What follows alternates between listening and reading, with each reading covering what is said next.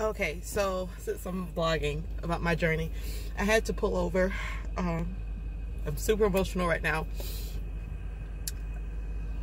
but don't know why. So like a lot of people, I've been googling like crazy about this fertility journey, and this morning or last night I found out some news as far as like, and it could just be the effects of googling, but I was looking up what low progesterone numbers meant, and essentially what I found out was that it meant that progesterone is needed to thicken in the lining of your uterus so that an egg can implant, and it also helps to it sustains like the little ecosystem that your little fertilized egg or embryo is going to be thriving in, and ultimately what your baby is going to use to grow. And if that isn't there, then what happens is your body sheds, which is the period.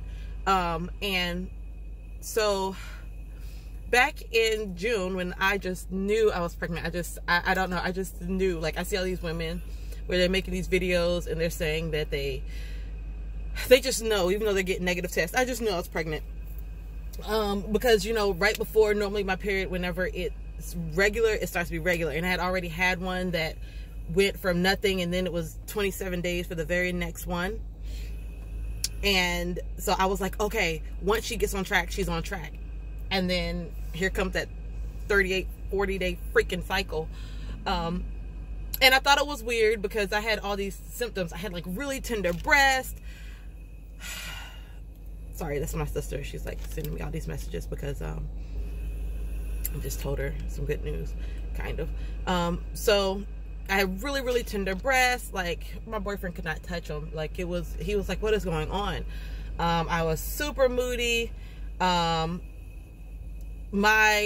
CM was crazy. It was so much of it, way more than like normal. And it was like TMI, but it was like the color of milk, and it was really thick, and it was like almost like tacky. And every time I looked it up, it was saying that that's normally, like, whenever you have like that much of an increase, it's because your body's trying to kill off the rest of the sperm and let it know that you're not fertile, and pretty much protect this house. And so I was thinking it was a really good sign. And then my period didn't come, but then I had like, I wasn't testing positive, or I wasn't really looking for the really faint lines either. I don't know. I was always looking for that bright one. And then, so it was really thick. It was a lot of it. And then obviously I went well over, and then all of a sudden I had like a really heavy period. And in my mind, I kind of felt like it was, I felt like it was a potential or something, and then I miscarried, or I don't know. It was just a really weird and hard period, and I kept trying to tell myself that maybe it was nothing. Just a late period. And then right after that, my next cycle again, as we talked about yesterday, because today is the 28th, that we talked about yesterday, that the stuff started coming a little bit more normal. It was within the normal time frame. Oh, how am I emotional? It was within a normal time frame. So I was like telling myself again, like, no, that couldn't have been this. Probably not a miscarriage. Probably wasn't a miscarriage. Just whatever. Your body's just trying to regulate. This is all new, because either it's missing or it's regular. So then I don't know. I was just telling myself that it wasn't. And those are the times that we planned everything out. So it should have been my fertility window. I wasn't using the ovulation stickers then, but it should have been my fertility window. And it just didn't work. And I did not know what was going on as to why it wasn't working.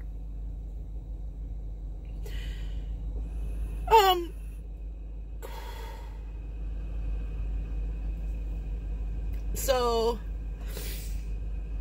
I just put it behind me. And then I was reading last night and this morning, and come to find out other people they thought that they weren't ovulating, but or they knew they were further along, so they knew more tests than I did at that time to test to see if they were actually ovulating and what have you. And and a lot of them got pregnant, and they determined that, you know, that through blood work that their progesterone was just low. So these people were pregnant, but the progesterone was low. And I was like, well, right now what she's testing for is not pregnancy. It was to see my 21 day. So maybe I was pregnant and my progesterone was just low. And they were like, well, a lot of times it results in miscarriage because you need progesterone and it's supposed to increase. But if mine isn't, then it's not going to keep the lining, so the baby can't be there. So it just confirmed a little bit more to me that, like, I probably was pregnant and miscarried because my progesterone was too low. And like I said, even though this is like my second, before I got referred to fertility, what referred me there is because the progesterone was low, and then she made me take another one. So essentially the other one was like my third level testing for progesterone. So that was super low. Yeah, that was my third level. So pretty much it just made me come to the conclusion that that's probably what it is that maybe I am ovulating because I haven't had these tests. And I know last time when she did do, before I got transferred, my counts, she said that my egg count and everything looked good based off my blood work, because I did have a 3-day test, but she ordered me a whole nother 3-day test. But she said everything looked good. So that's why I was referred. And then I'm looking today because she told me that I need to get an ultrasound. And then when I went to go schedule an ultrasound, coming to the good news, I couldn't get in contact with any of them. So I had to tell my work that I couldn't be there. I had to go set up an appointment, and I came all the way over here to set up an appointment. And they were booked out until about 4 or 5 weeks from now. And so they were like, but you can try other places. I was like, okay, well, let me book that one so I can hold it, because time passes, another person can come and it's only gonna push you back, which it did for this other lady, because then it pushed her back to 8 weeks, and she was really concerned because she needed an abdominal ultrasound. But anyway, so I go in, and luckily the lady must have saw that I was frantic, and so she gave me the number to 2 other places to call that my insurance would cover. And the other one is like an hour and a half away, but I was going to drive it because they're not coming on the phone. And each day or 2 that you wait could push you back 2 or 3 weeks. So there was a smaller clinic that she also gave me a number to. And I called it, and they were open. And when I called, he looked up my stuff, and he was like, well, I can't schedule you because you're already scheduled, but we could get you in as early as September the 4th. And I was like, wow, that's next week.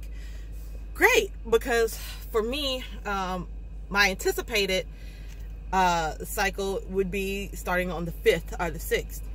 So realistically, if I could get these 2 things, the ultrasound and the 3-day blood work in, then maybe I could get my Clomid and I could start for this upcoming cycle. And maybe, you know, because some people get pregnant on their first one, and it's just hope, guys. It's just fucking hope. I'm sorry.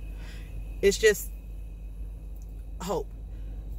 So I went through, and I had to turn around because I was on my way to drive there, because I didn't think that I was going to be able to get through to them on phone call. So I had to turn around. I came back to the original one. I canceled it. After I canceled it, this lady, luckily it created a spot for this other lady who was really desperate to get in.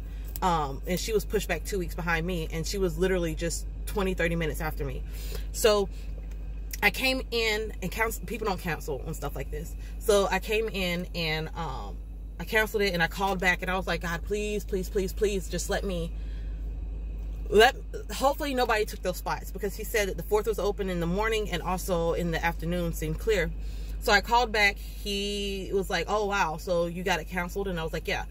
So he went back, talked to the ultrasound people, the one at the radiology, and he was like, actually, we could get you in tomorrow at noon. And I was like, yeah, no. So I thought it was a fluke. It wasn't a fluke, because I waited for like 5 minutes for him to go and check. And then, so tomorrow at noon, I can go in and get my ultrasound, which whatever it determines, but I need that ultrasound in order to get my fertility meds, because whether my period comes or it doesn't come, I know that that isn't necessarily a hindrance, because if it's too late, then they can always give me medications to make it start, so that I can start my cycle and I can just start this journey a lot sooner. Which really wanted to be pregnant around, or get pregnant in August, September, October, because that's the point in which children are out of school and we won't have to worry about like all the chaos that goes along with getting them to school and stuff like that. So I just feel really blessed. I'm super excited, because the ultrasound is the hardest part to get in. Labs, I just show up. And a phone call, as soon as I get this ultrasound, I can call at any time and schedule this telephonic, because it only needs to be telephonic from my fertility doctor. So telephonic consult, so that she can look at my results and talk. And luckily the ultrasound and the 3-day come back same day. So as long as I have that time slot scheduled,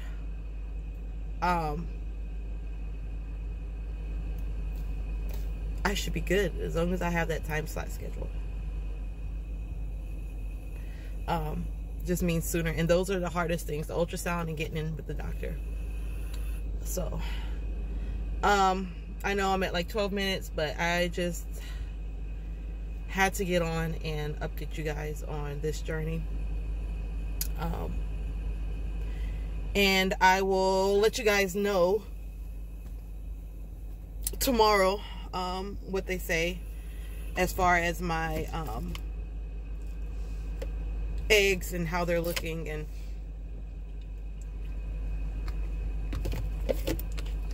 everything. So if you're following along, thanks. Tuning in late, thanks. I'm just an emotional wreck, and then on top of that, like my body is telling me like all these pregnancy symptoms, but I know that my progesterone is low, so that I probably didn't ovulate. Maybe I did, maybe I did. I don't know, because there was like a 4-day window where my libido was crazy, and the CM was conducive to ovulation around the time that my trackers, I have 2 trackers. I have Flow, and then I have Period Tracker 2019, and like it says that I should have been around that time, and we were at it like rabbits. So and now I'm like having to pee all the time. My breasts are super tender. I'm getting headaches. I'm like always hungry. So it's like my body is like, oh well, you're probably pregnant, but it could just be menstrual symptoms. But we will see. So until tomorrow,